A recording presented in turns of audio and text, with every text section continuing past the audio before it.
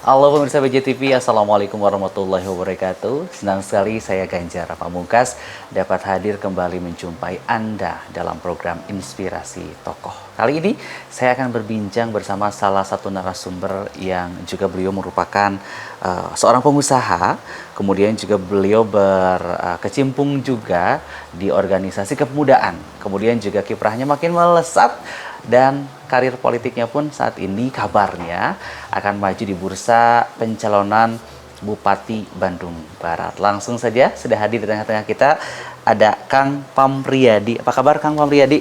Kabar baik. Sehat Kang? Sehat. Alhamdulillah luar biasa ya. Ini tadi sedikit saya membahas Kang. Memang secara Kang Pamriyadi ini kegiatannya banyak begitu Kang. Organisasi kepemudaannya saya baca ini kalau boleh tahu ini banyak banget nih, hampir kurang lebih ada 9 organisasi Kang. Sebetulnya dari kecil cita-citanya memang berorganisasi kah? Atau mungkin punya latar belakang tersendiri Kang Pamriyadi? Ya, alhamdulillah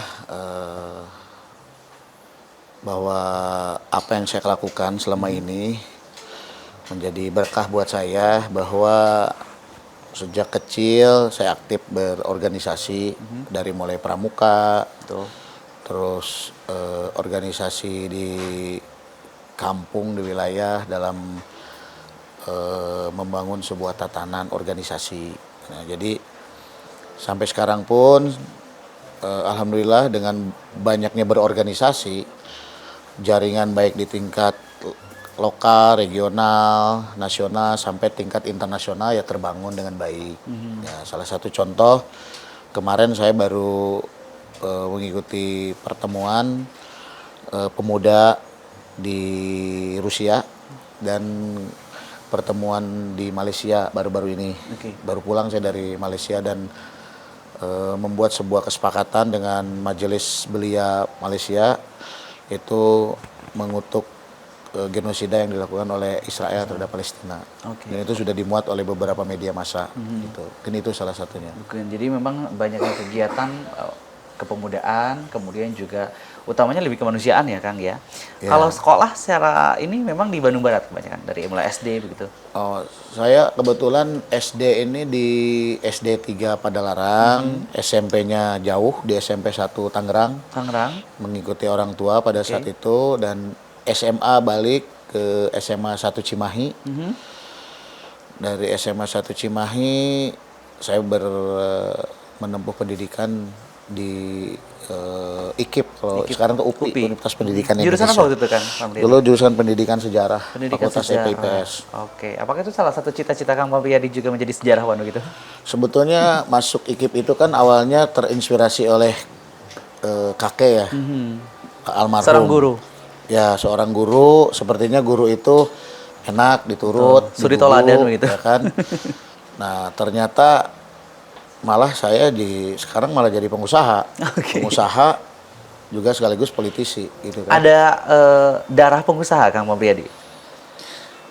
Ya kalau darah pengusaha mungkin dari buyut saya ya. Dari buyut saya, seorang pengusaha. Dan memang keluarga saya juga banyak yang jadi pengusaha, terutama dari keluarga bapak ya.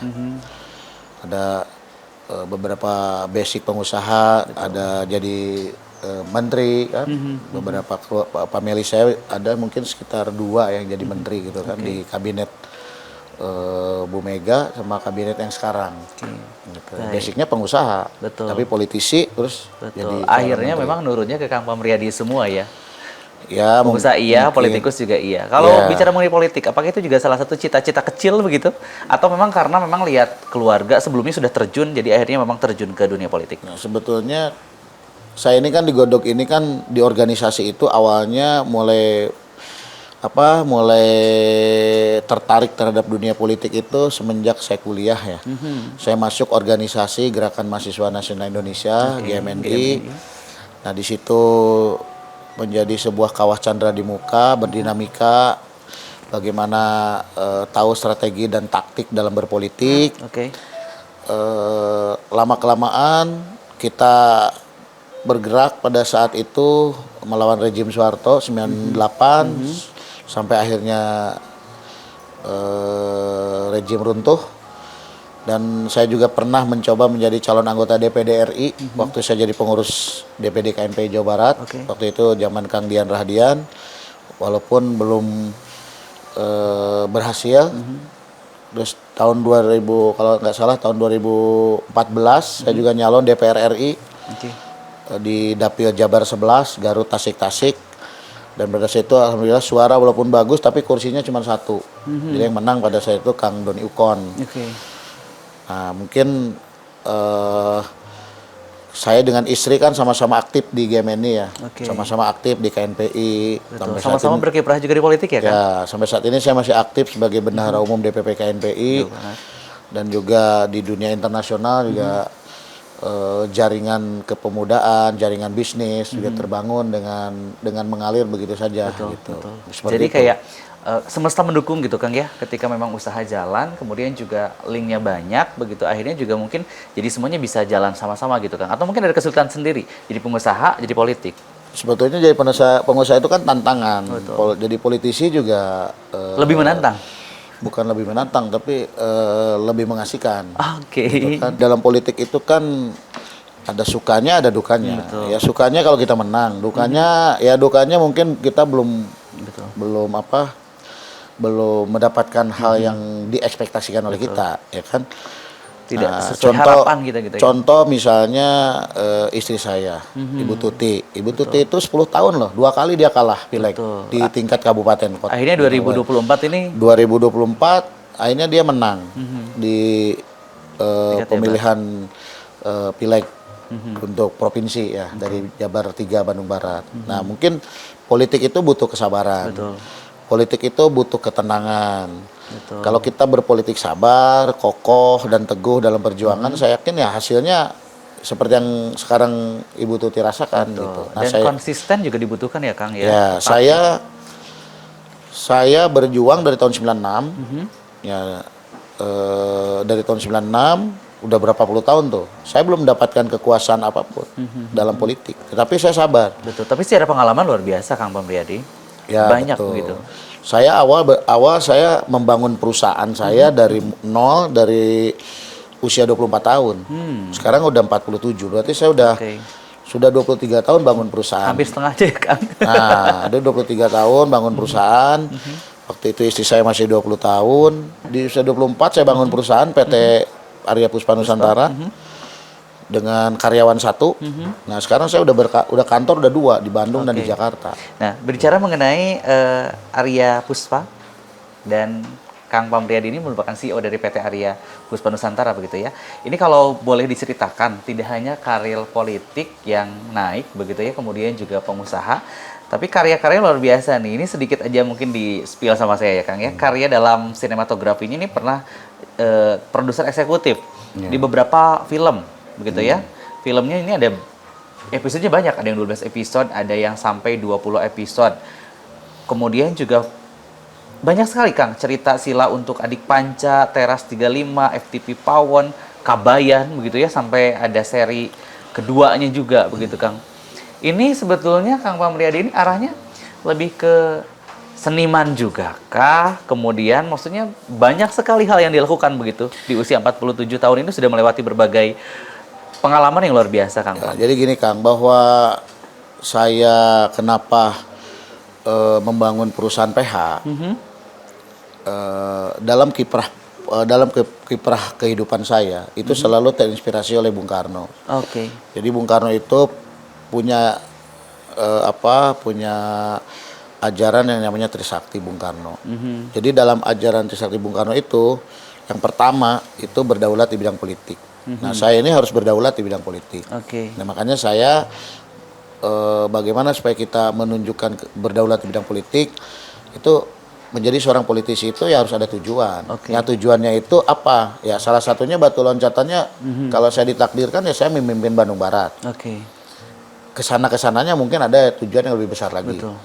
Yang kedua berdikari di bidang ekonomi. Saya memang selama ini saya terkesan dengan Bung Karno itu kita jangan menjadi bangsa kuli dan jangan menjadi bangsa tempe. Sehingga saya bangun perusahaan sendiri. Saya nggak mau kuli ke orang lain. Saya ingin menciptakan lapangan kerja dan saya berhasil sekarang. Gitu. mempunyai SDM yang mumpuni, yang bagus, yang bisa berkarya kan gitu.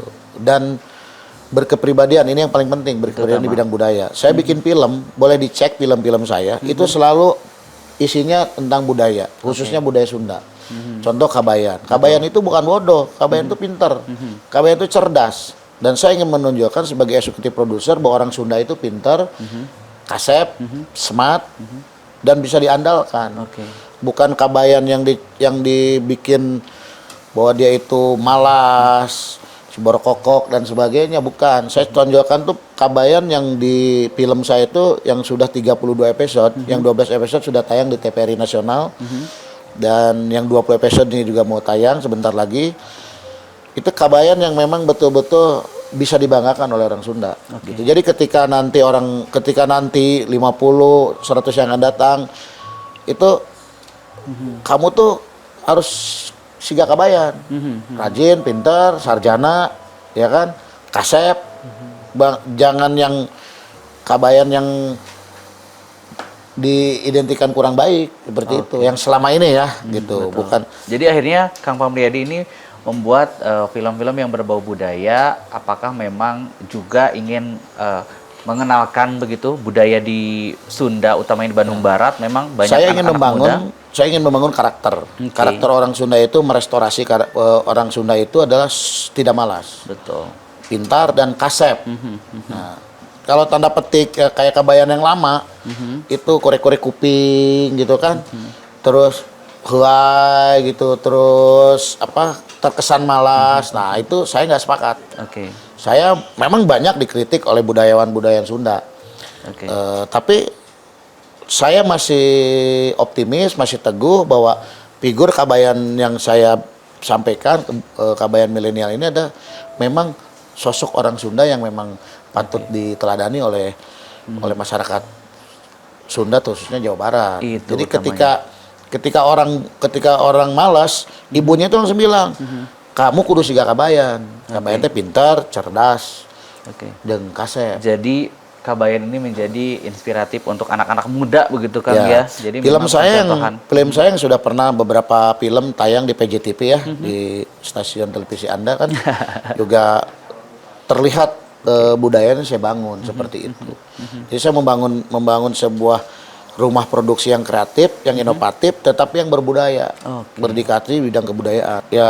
Ya artis-artisnya kebanyakan Sunda. Gitu. Ada Kang Jo, ada Diki Chandra, ada Ceedoh kan. Ada artis-artis Bandung Barat gitu. Jadi kita bikin semaksimal mungkin mengangkat potensi potensi orang-orang Sunda itu sendiri ya. Nah, alhamdulillah nanti rencana kita bulan Juli udah mulai produksi untuk layar lebar. Gitu. Itu judulnya Pila Merah, walaupun horor tapi di dalamnya saya akan buat kebudayaan Sunda itu kental di dalam film itu nanti. Pila Merah, apakah identik dengan salah satu perahu yang sedang saat ini Kang Pamriyadi naiki begitu? Kita akan tanyakan seusai jeda pada berikut. Tetaplah bersama kami di program Inspirasi Tokoh PJTV.